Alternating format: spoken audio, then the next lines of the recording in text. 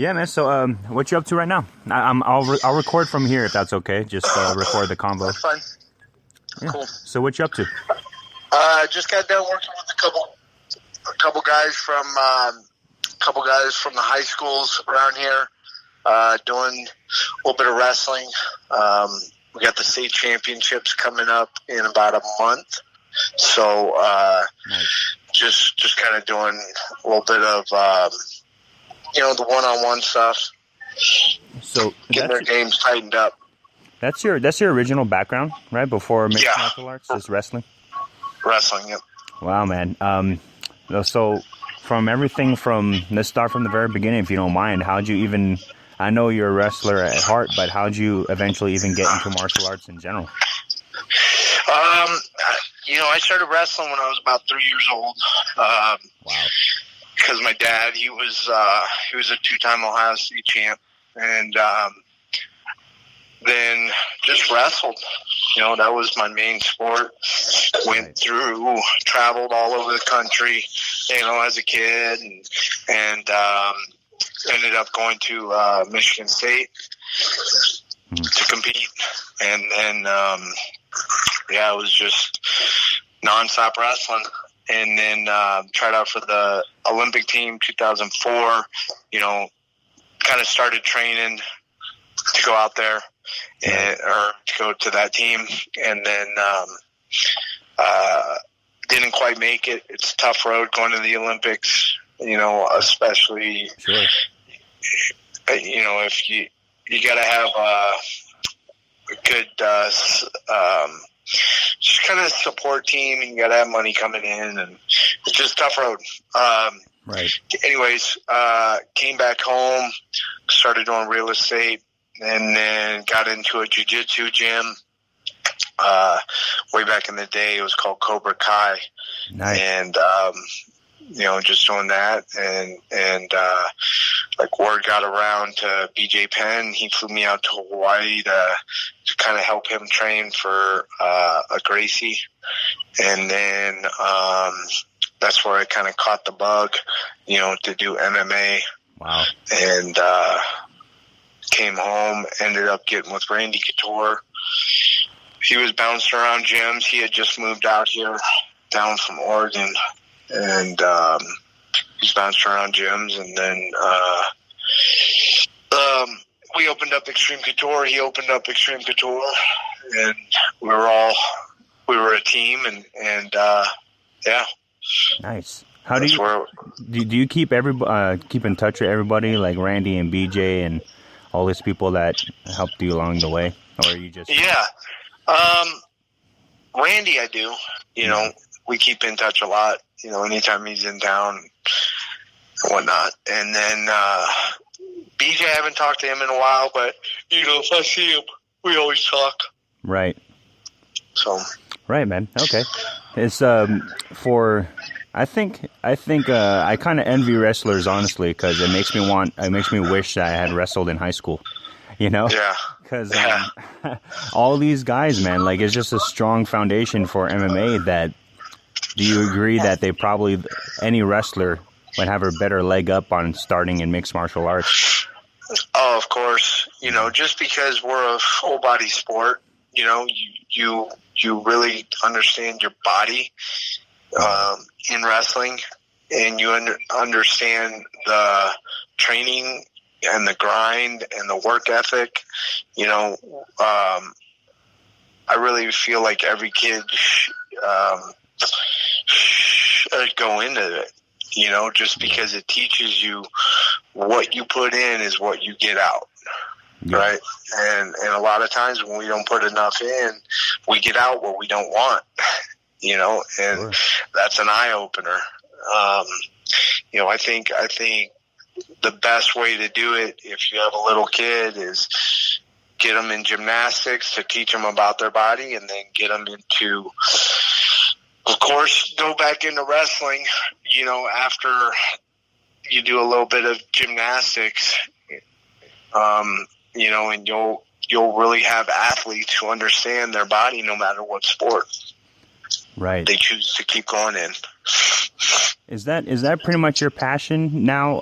Other than fighting, are you going to focus more on coaching nowadays, or you still want to I mean, fight? that's always been my passion, is to pass it down, whether it's wrestling or MMA. But I don't know if I'm going to be a coach at a high school or a college. I mean, that's not really what I want to do. I like working with people that want to be there. Right. So I get a couple guys, here in town. I don't have a ton of time, but I just keep it to a couple people, and like my passion is helping people who have that passion, right? Right. If I'm coaching a team with a bunch of kids that kind of want to wrestle, and it's kind of like, oh, we're wrestling because we want to get into MMA afterwards. I don't want that. I want people that want to wrestle and do good, because that's what breeds a good MMA person. If you even are trying to get into MMA afterwards, is being the best that you can be at that sport that you're participating in at that time. Right. Totally. And I get that, because that's why, like I said, I really wish I can go back in time, at least get that foundation, right? Not, like you said, not even to wrestle, to eventually be anything, I just know people that have such a strong foundation in life just because they're a wrestler at heart, Yeah. And so a lot of people that I competed with, they didn't even go into MMA, but they're putting all the hard work into the stock market on Wall Street, and they're killing it, or they create a business and they're killing it because they believe that they can outwork everybody. Right. And that's what wrestling teaches. Wow. And that's, but too late for me, but, no, I guess it's not too late, but you know what I mean. My background is, a few years ago, I've won a kickboxing tournament, and, I was with the Pit. It was the Pit Vegas. John Hackelman opened it up here in Henderson. And, and I was there for a little while, and then I recently hooked up with Drew Davis. As you know, that's how I met you at the market. Yeah. So I go through Couture's every now and then, but a lot of guys look up to you there, man. A lot of people give you shout outs, and I believe you're one of the guys that everyone respects and listens to and honors at Couture's, because, like you said, the relationship with Randy and how long you've been in the sport. But other than like wrestling and mixed martial arts and everything like that, like, what are your other passions or hobbies like when you have spare time, if you have any? Just being outdoors. Yeah. I have kids, 2 kids, and my wife just graduated. Her she just got the master's degree, and it's kind of like a holistic doctor. How to heal people through, nutrition and just kind of alternative ways. But that's awesome. That's our passion, is like health and kind of anti-aging and just keeping our youth and just being active, trying to be outdoors. I mean, that's a big part of like what we enjoy. Is trying to get the kids outdoors, try to get them, to understand that there's more to it than YouTube and right. Just being in school.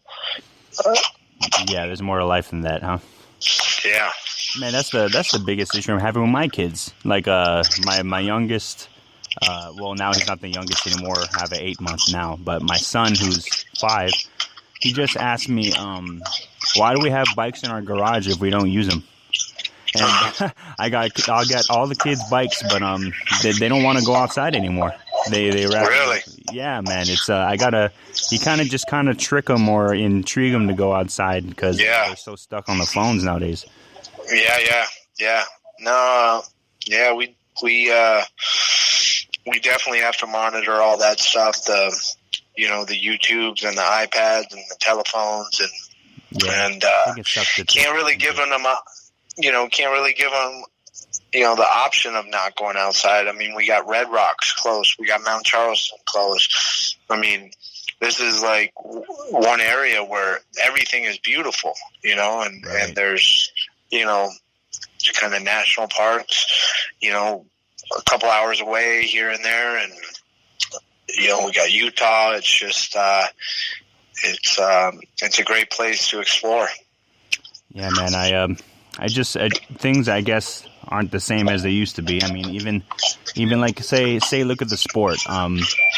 Do you think overall, how do you think the sport has changed with mixed martial arts? Do you think it's more of the same but just more popular, or? Well, if you're talking about MMA on a whole, it's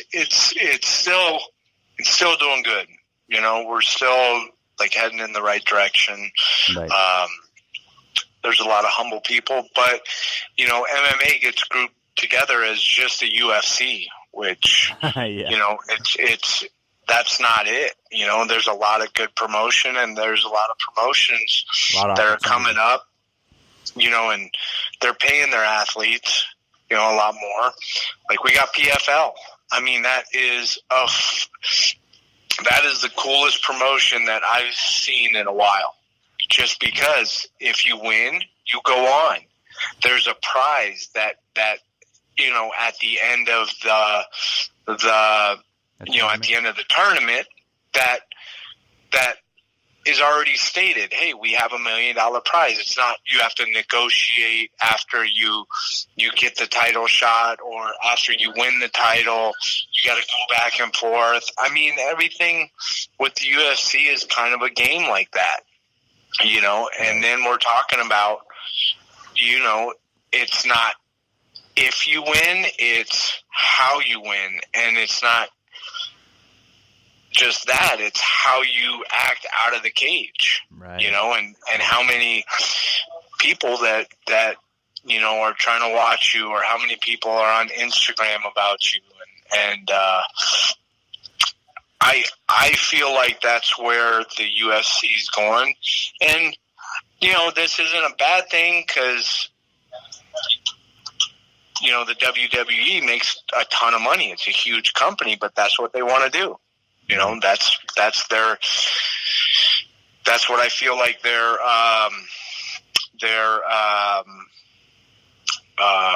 that's like their business model. Just their business model, yeah.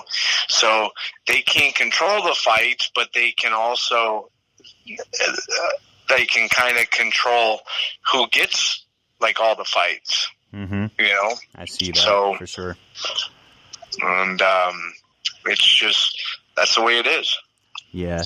So I mean, it's I guess it's a pro. Because it was bought for $4.5 billion. They got to make that money up. Right. Definitely some agendas there, or some they got a note to pay for sure.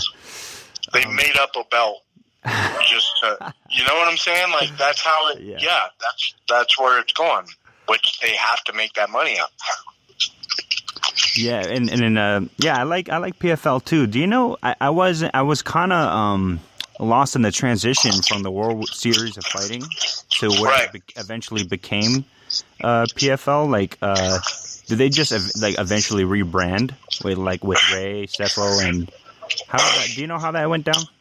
Yeah, they just rebranded. I don't really know the exact details, but they had an idea which. I think it was a great idea because if you look at it, how many people watch the NCAA championships, basketball, wrestling? Everybody loves a tournament. Everybody loves a tournament. Mm-hmm. And they love the heartbreak of having your guy lose, or they just love the ups and downs of it. Right. And it's going to catch on. It's going to catch on. And I think that the UFC, people are going to, we love to get what we want, but we don't, right? Huh. Like as human beings, right? If we have unlimited cash, would that new car be as cool, as like if you're always getting it? Right. Right? So it's kind of like the UFC, just always doing the matchups that everybody wants. We do the matchups that everybody wants. Well, I mean, that's going to get old. Mm-hmm.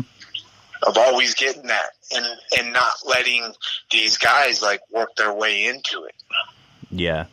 I think that's more organic, the tournament style. I really like that. Yeah.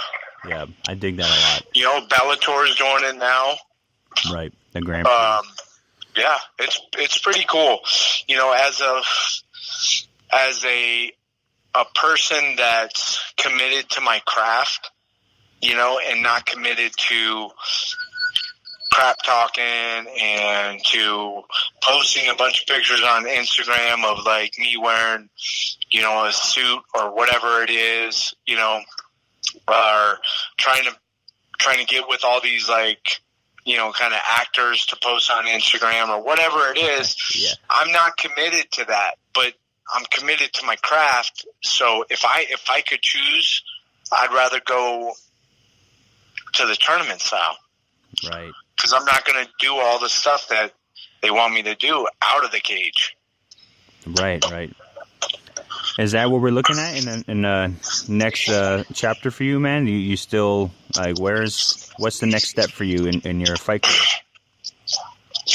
Right now I took some time off, just getting my wife through school, and then we had that baby halfway through her school, so it's been pretty hectic. Took a little time off, got everything squared away. I'm looking to possibly return, maybe in like April or May. Okay, awesome. And by the way, I love your family. When we met at the farmers market, great kids, beautiful family. Yeah, they're crazy, huh? They're all over the place. No, but as far as your family goes, I mean, if you don't, it can get deep as you want. It doesn't have to be so personal. Yeah. But as far as for you with your family, do y'all go to church? Y'all like spiritual people or? Yeah, we're pretty spiritual.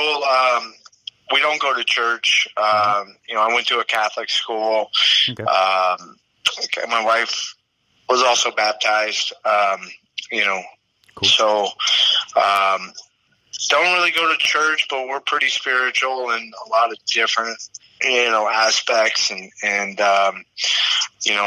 we feel like, the outdoors is a little bit more our church, Oh, that's awesome. And, so we're spiritual and, like in the aspect of gratitude of, we're spiritual, in the aspect of the beauty of earth, nice. And of course a higher power. Yeah, I respect that, man, because especially I think it'll be a good conversation. I think that could be a whole podcast in and of itself about how, about like kind of like what you were talking about, what your wife studied. Like there's so many connections to that, like spirituality, nutrition, outdoors, nature. Oh, that can be a 2-hour-long podcast. Yeah, if you don't have spirituality, then you're going to be lacking, in a lot of just health, health and wellness. Right. That's why I'm all for it, man.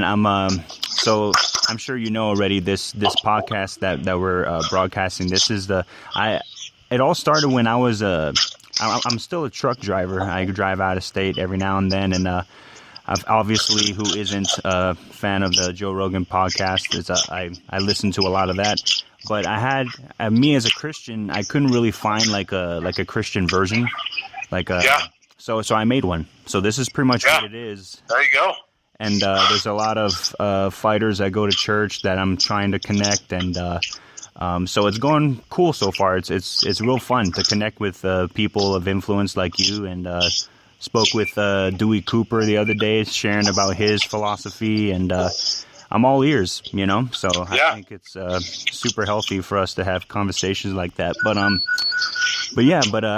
as far as that, I really enjoy you and what you did in all of your career. I'm looking forward for watching you continue your career, and obviously, how often do you get this? A lot with your probably one of my favorite fights, man, with you and Frankie. I know you probably get that all the time. Yeah. It was a great fight, man. We had a good time, and you know, it was good. Can you kind of walk me through, like, I know you probably done, I don't know how often you do that or how many times, but where is your mind at when you go through a fight like that? Maybe not even necessarily with Frankie, but like you definitely have to push in more than beyond what your body was capable of doing. Like, how can you walk us through, like, the mindset of that happening, of a crazy fight like that? Yeah. Like, you know, a lot of it really isn't consciousness. Like, maybe when you go back to the corner, you know, it's not really consciousness.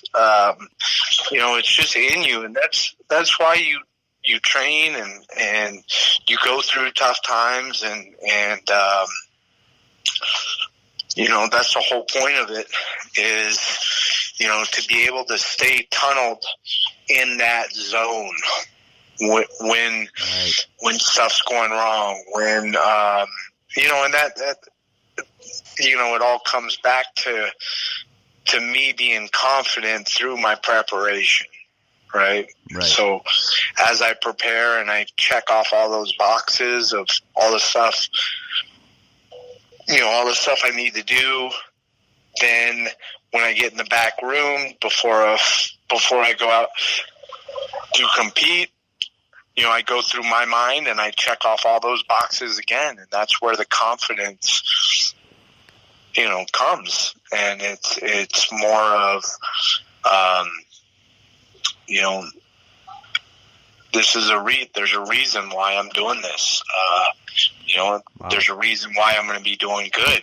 There's a reason why instead of the reasons like, oh, well, I didn't do this, and oh my God, I'm nervous. I mean, if I don't have those boxes checked, yeah, it is nerve wracking because it's unknown, right? How you're going to compete. But, you know, if you can check off all those, you know, the boxes, all the mental notes, it really helps with, you know, not being nervous and concentrating on the goal and staying in the tunnel. Yeah, I guess if you put so much work in like you do, I guess all the hard work is already done, and it looks like when you fight, like your body's just reacting to the situation naturally, you know? Yeah. Like, yeah, it's reacting, but you know, as when you talk about just concentrating on the goal of winning, you know, or doing good, you know, that's already done, you know, because you've already prepared, you've already been through that, you know, so, you know, all the other stuff, the striking and the grappling, you know, it's already ingrained, but you also have to have, you know, cage IQ to be able to execute it and to just kind of identify the openings. Right. To read the situation. Yeah. Wow. Well, man, it's really cool to pick your brain. I appreciate you taking the time, man. Yeah, sorry about the delay. I wish my stupid phone would let me know, but it's all good. We got it done. Yeah, man. Thank you very much. And, bud. And it'll be posted in a few weeks, probably like 2 weeks or so after all the editing. And but yeah, thank you so much, Gray. I appreciate you taking the time. Good stuff, man. All right, man. I appreciate you. Yeah, man. You have a great day, and I'm going to Couture's tomorrow at 9, but I'm sure you only go when the pros go. Yeah, to be honest, I'm in and out. Oh, okay. You know, all day. So, you know, if you're here. Okay. Yeah, I'll see you there, man. Thank you very much. All right, brother. I'll talk to you soon. Appreciate it. All right, man. Bye. Bye.